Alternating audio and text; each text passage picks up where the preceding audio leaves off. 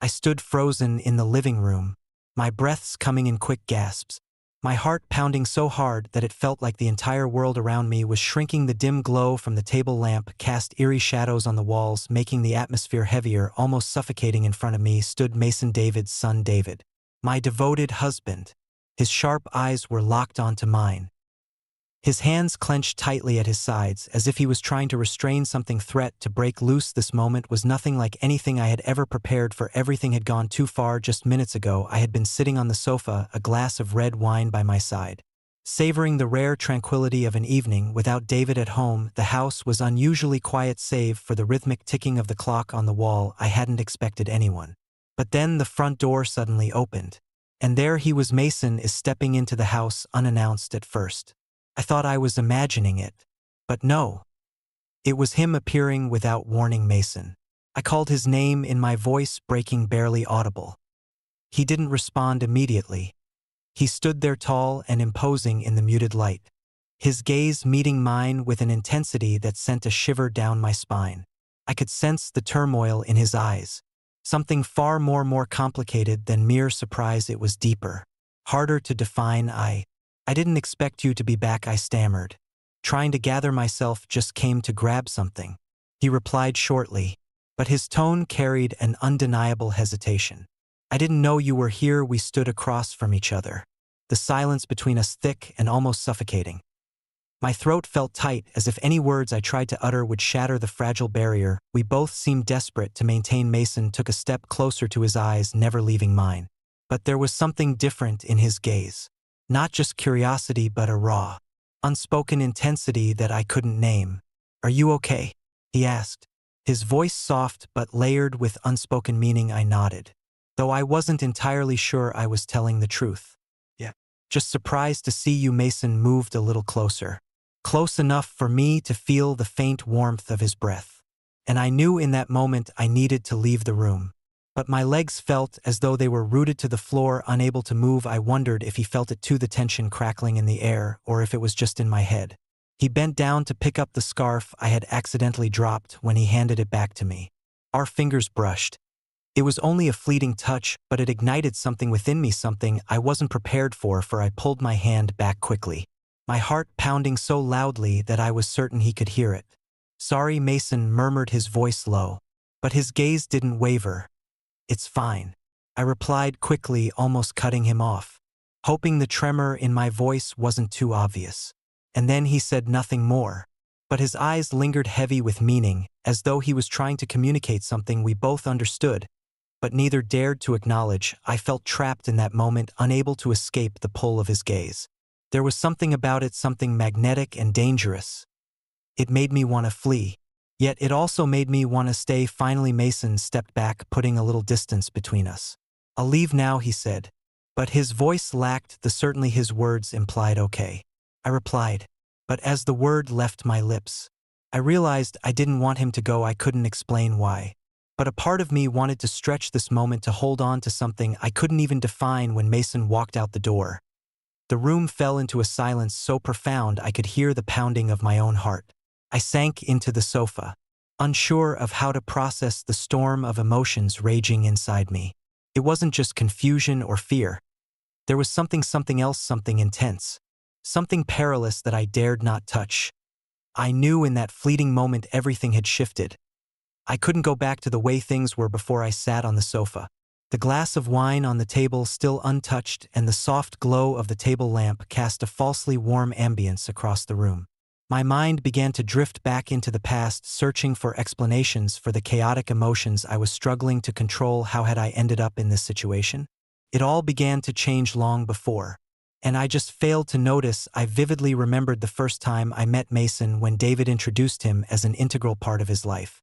This is Mason, my son, David had said with unmistakable pride in his voice. I stood there wearing a polite smile, but deep inside I felt a pang of awkwardness. Being a stepmother was not something I had ever envisioned for myself, and the small age gap between Mason and me made everything even more uncomfortable. Mason was only a few years younger than me, which blurred the lines of my role in the family. A strange mix of familiarity and detachment. At that time, Mason was still a young man struggling to find his path after graduating from college. He had difficulty securing a stable career, and when things seemed to hit a dead end, David had suggested he move in with us to save on expenses and regain his footing. I agreed, thinking it would be good for both father and son. But I never anticipated how Mason's presence would alter the entire dynamic of our home. In the beginning of my relationship with Mason was nothing noteworthy. He was quiet, spending most of his time in his room or out of the house. I tried to maintain the role of a cordial stepmother. But there remained a barrier between us. A wall neither of us seemed inclined to break down. However, things began to shift as Mason gradually opened up. And I realized he wasn't who I thought he was. I started to see Mason as more than a young man stumbling through life. He was thoughtful, deeply reflective, and someone who truly listened to our conversations, which had initially revolved around mundane household matters, slowly became more personally. I found myself sharing dreams I had given up on, feelings of emptiness I couldn't express to anyone else. Not even David. Mason never judged. He simply listened, his eyes filled with understanding, as if he genuinely cared about what I was feeling. David, my husband, was a good man, kind and devoted, but he was always consumed by work. His frequent business trips and late nights at the office had created a void in our marriage, one I didn't know how to fill. I kept telling myself that it was normal, that David was doing what was best for our family, yet the loneliness crept in, eroding the joy in my life. Piece by piece, Mason's presence, though unintentional, became a light in those monotonous days. He always seemed to show up at the right moments, offering a casual joke or unexpected help with something around the house. I began to look forward to those brief moments. Whether it was a quick chat in the kitchen or a quiet sit-together on the back porch. One time, I vividly remembered Mason helped me fix an old rocking chair that had once belonged to my mother, a sentimental keepsake I'd kept but never used. As he crouched down to inspect the worn-out joints, his eyes lit up as if he was genuinely enjoying the task. "This piece means a lot to you, doesn't it?" he asked. And when I nodded, he smiled with such understanding that it left me momentarily speechless. It was the first time I realized that alongside the loneliness there was a warmth that blossomed whenever Mason was near. Still, I never allowed myself to act on those feelings. I constantly reminded myself that Mason was David's son and I was David's wife. Whatever I felt was merely a fleeting misinterpretation born out of isolation. But the truth was, Mason's presence awakened a part of me I thought had long been lost. A part that felt seen, understood, and acknowledged as a person, not just as a wife fulfilling her role. These memories, these seemingly insignificant moments, now swirled inside me like a storm I couldn't escape. I didn't know how to face Mason, but I also didn't know how to stop thinking about him. As I sat there in the stillness of the living room, the echoes of the past replayed in my mind, dragging me deeper into a whirlwind of emotions with no way out. The days following that last encounter, I tried desperately to return to my normal life. I told myself that my feelings for Mason were nothing more than a fleeting infatuation, a momentary lapse brought on by loneliness. But the truth was, I couldn't stop thinking about him. His deep, piercing eyes, the fleeting but genuine smiles, and the way he made me feel like a real woman again, not just a forgotten wife. Mason didn't intentionally seek me out after that night. He continued with his usual tasks around the house, but he maintained a careful distance. Yet it was that very distance that unsettled me even more. I could feel his eyes on me at times, a quick glance, fleeting but loaded with emotions neither of us dared to acknowledge. It was as if we were both trying to keep a secret that could no longer be contained. One afternoon, while David was away on another long business trip, I found myself alone in the house with Mason. He was working in the backyard, fixing an old swing that David had once promised to repair but had since forgotten. From the window, I could see him hunched over with a wrench in his hand, his strong frame standing out against the warm sunlight. I couldn't help but feel a strange warmth rises within me as I watched him. But that warmth was accompanied by fear. The fear that I was crossing a line I had no business approaching. I decided to step outside with a glass of cold water, using it as an excuse to thank Mason for his work. As I walked toward him, Mason looked up, a flicker of hesitation crossing his face before he accepted the glass from me. "Thanks," he said, his voice steady but with a faint tremor. I smiled in return, trying to keep the moment light and casually. "You must be tired working out here in the sun," I said, my gaze falling briefly on the swing he was fixing. "Is fine. I like doing this kind of work," Mason replied, his eyes meeting mine for a fleeting moment. "It makes me feel at peace." The word peace echoed in my mind as though he had unknowingly touched something deep within me. I glanced down at my hands. Unable to meet his gaze any longer, afraid he might see the confusion in my eyes.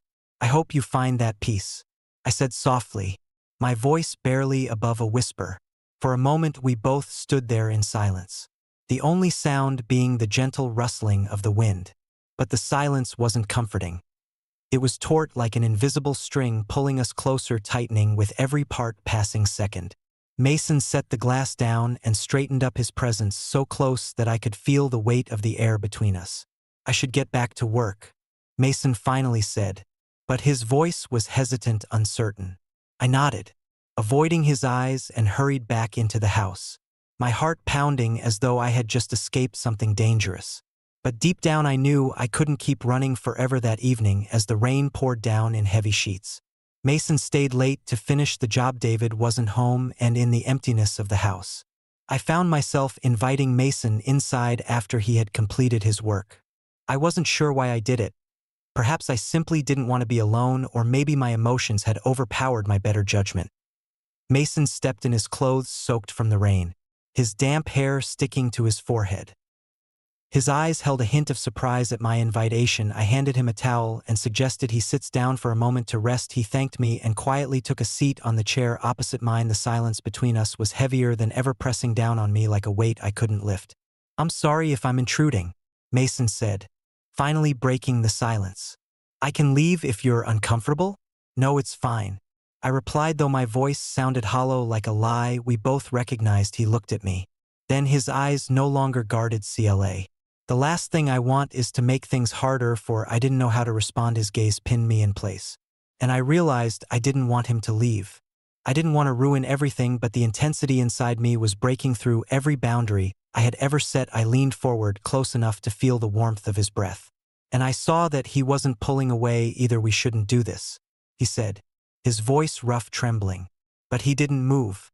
I couldn't recall what happened next, only that the distance between us disappeared in an uncontrollable instant when our lips met. I felt the turmoil in both of us, the shared understanding that this was wrong, but that neither of us could stop. Outside, the rain continued to fall, the rhythmic sound blending with the frantic pounding of my heart. I couldn't decipher my emotions. Desire, fear, and guilt all swirled together in an overwhelming storm. When we finally pulled away, Mason looked at me with an expression of anguish I couldn't bear. "I'm sorry," he said, his voice was barely audible. And before I could respond, he was gone. The sound of the door closing behind him echoed in the quiet, final and irrevocable. I sat alone in the darkness, acutely aware of the fracture within me. I knew I had crossed a line I couldn't uncross, that everything had shifted irreparably.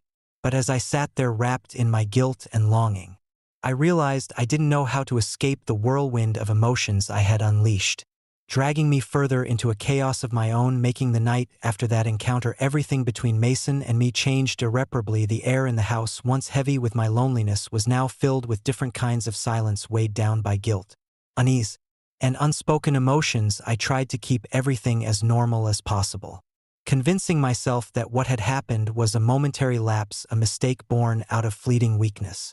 But deep down I knew that wasn't true. Mason no longer looked at me the way he used to.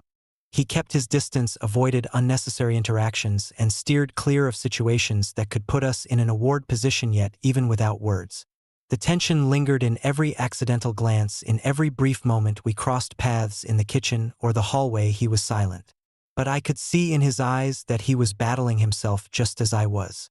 I remember one evening vividly. I was in the kitchen preparing dinner while Mason walked in to grab a glass of water. Neither of us said a word. The only sounds were the soft trickle of water from the fort and the faint clatter of the cutting board against the counter. But I felt his gaze linger on me longer than it should have. I didn't turn to look at him, but I knew I could feel the weight of his stare. And for a brief moment, it felt as though time had stopped. My heart raced, and I wanted to scream just to break the unbearable silence. Then, without a word, Mason turned and left. I stood there staring at the knife in my hand, feeling like I was trapped in a labyrinth with no way out.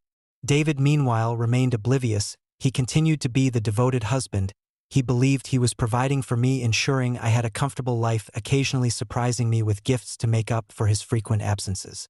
But he didn't see, or perhaps refused to see, that I was withering away in loneliness. And now, after what had happened with Mason, that loneliness had taken on a sharper, more painful edge. One afternoon, while David was out meeting clients, Mason and I were left alone in the house. I told myself I would avoid him, that I would maintain a safe distance.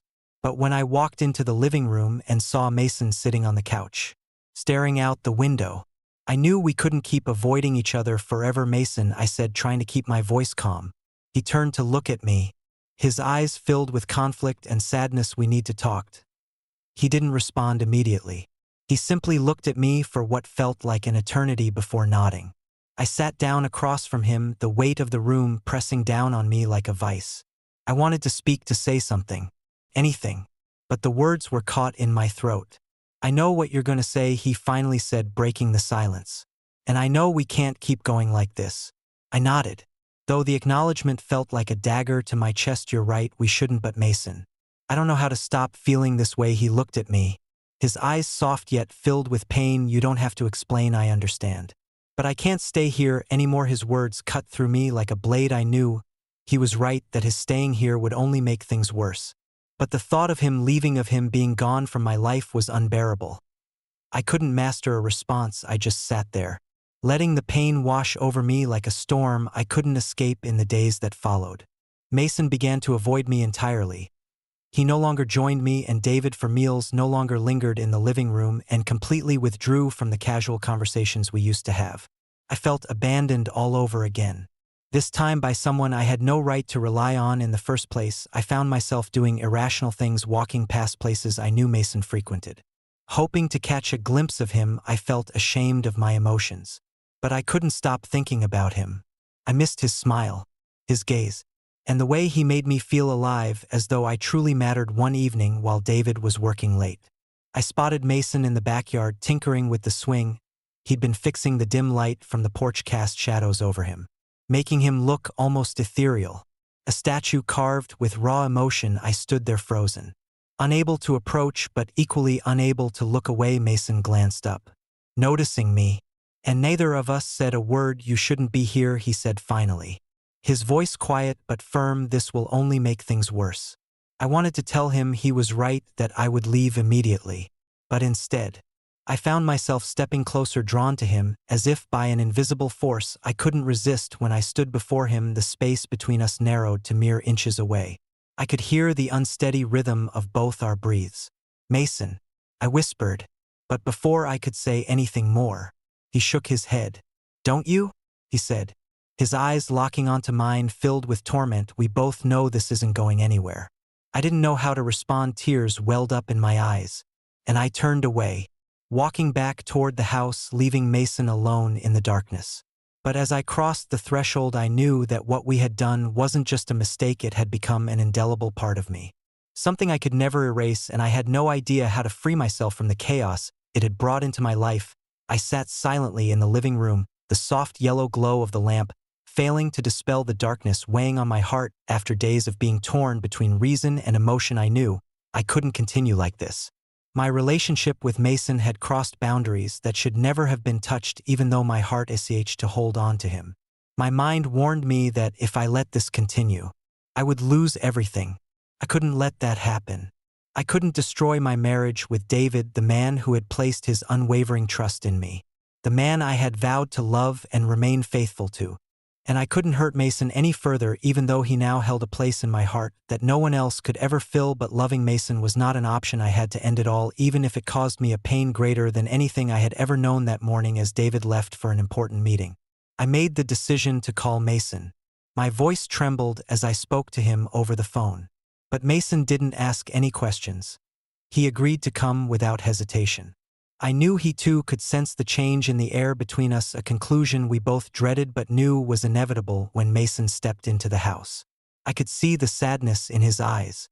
He said nothing, sitting quietly on the chair across from me, as though waiting for what both of us already knew was coming. I took a deep breath, summoning the last of my courage to begin. "Mason," I said softly but firmly, "we need to talk." He nodded, his eyes fixed on me. I wanted to deny it and say I didn't want this. But the truth was I had already made up my mind long before I called him here. I lowered my head, unable to look him in the eye any longer. I know, he replied, his voice steady but low. And I know you've already made your decision. He remained silent, but I could see his hands clenching tightly on his knees as if holding something back. You don't have to apologize, he said in a calm but sorrowful voice. I understand. And I never wanted to hurt you or anyone. His words only made my heart ache more. I wanted to reach out to him and tell him that everything would be okay. But I knew that would only make things worse for us both. I'm sorry, Mason, I said, my voice cracking. Mason, you're an amazing guy, I replied truly. But we can't continue like this. I love David, and I can't lose him. He nodded, but his eyes showed the internal conflict he was going through. I raised my head in an attempt to calm my voice. I don't want to cause you any more pain either. If this is what you want, I'll respect your decision. His response made me cry, and I was unable to say anything more than sit there as the weight of the moment crushed me. After a long pause, Mason stood, and his voice shook slightly. I didn't stop him, even though my entire being begged me to keep him. But instead I got up and walked him to the door. When it closed behind him, I leaned against it, tears streaming down my cheeks, my chest tight with pain and emptiness. That evening, when David came back, I forced myself to greet him. He smiled and gave me a warm hug, oblivious to the storm inside me. I quietly promised him that I would do all in my power to patch things up, not because I felt bad about it, but because I had finally realized that true love is not found in short bursts of weakness but in commitment and decision. I started to regain equilibrium. David and I spent more time together, trying to mend the relationship that had deteriorated over the years. We spoke more, shared more, and tried to close the gaps that had developed between us. But Mason's memories followed me around like a shadow that I couldn't quite shake. My mistakes taught me how to love more deeply, how to hold on to what really mattered, and how to avoid making the same mistakes Mason had left behind. But he had also left me with a lesson I would carry with me for the rest of my life. There were nights when I would catch myself wondering where he was, if he ever thought of me, or if I was just a brief chapter in his life. Despite this, I knew I had made the right decision.